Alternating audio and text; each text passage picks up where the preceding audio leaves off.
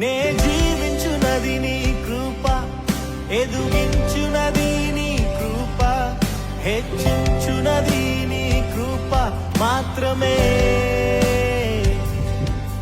నే జీవించునది నీ కృప, ఎదుగించునది నీ కృప, హెచ్చించునది నీ కృప మాత్రమే.